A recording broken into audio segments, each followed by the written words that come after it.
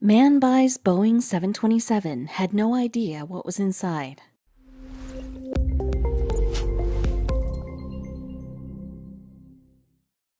The Oregon landscape is breathtaking. The rolling mountains and patchwork green areas of farmland that border the forest attract adventure seekers from all walks of life.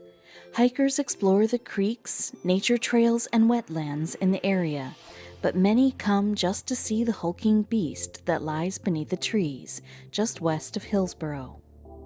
You'd expect the object to be in a museum, not hidden away in a forest.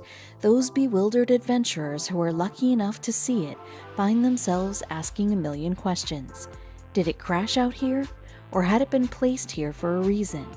And just what was an old Boeing 727 doing out here anyway? The Boeing 727 was known as one of the largest commercial planes in its day, large enough to bear up to 189 passengers, but being large enough to carry so many passengers wasn't the only thing its size had been designed for. If the Boeing 727 had to make an emergency landing in a forest or field, its sheer size would make it easy to spot. Was this the case with the plane just west of Hillsboro? The Boeing 727 reached the height of its popularity during the 1970s and 1980s. The iconic piece of machinery transported thousands of passengers in its heyday, but over time it became obsolete. The jetliner was replaced with newer, better models, and the old Boeings were stripped for their parts, grounded forever. But Bruce Campbell was determined to save at least one from this sad fate. 95-year-old Bruce Campbell was a retired electrical engineer.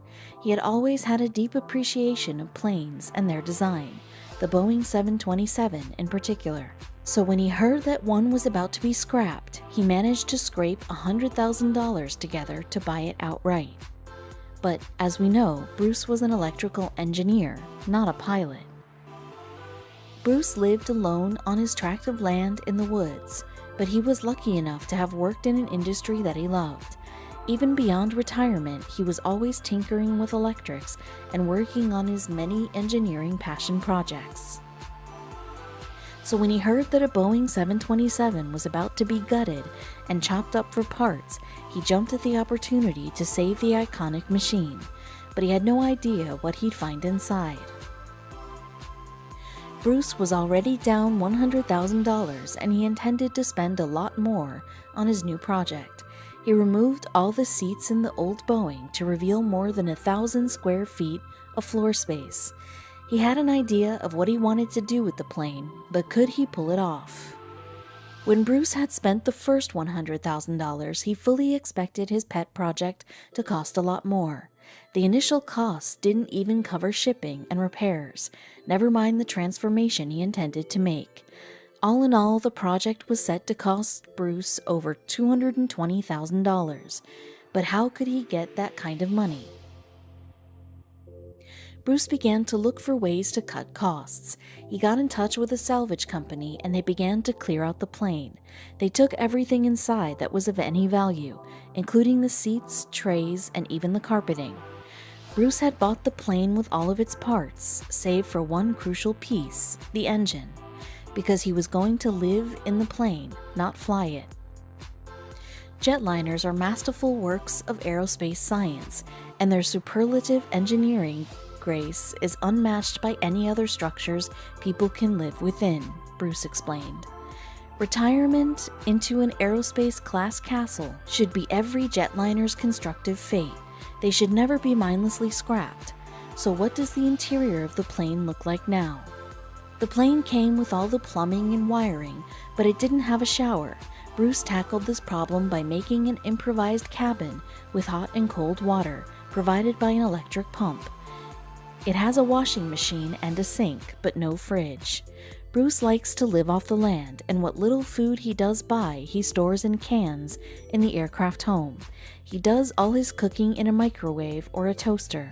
The cockpit is where Bruce likes to have a bit more fun. Bruce calls the cockpit his cyber office. It's a light with various beeping lights, buttons, and wires, the perfect playground for a tech junkie like Bruce.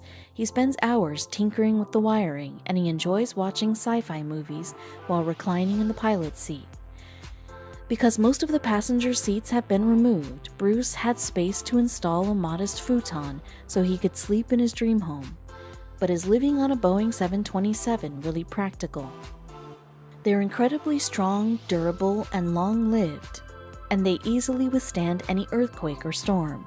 Their interior is easy to keep immaculately clean because they are sealed pressure canisters, Bruce explained.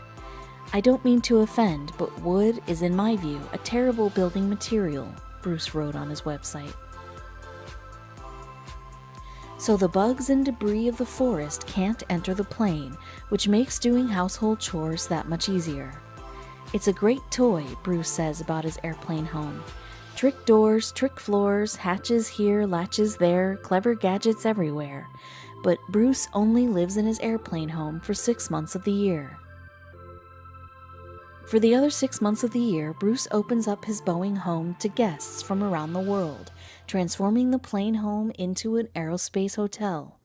Nothing compares to the exhilaration and satisfaction provided by an aerospace class home, and many people understand this instinctively, Bruce wrote on his website, but Bruce now has his eyes on something much bigger, a Boeing 747-400, which is 3 times bigger than the 727.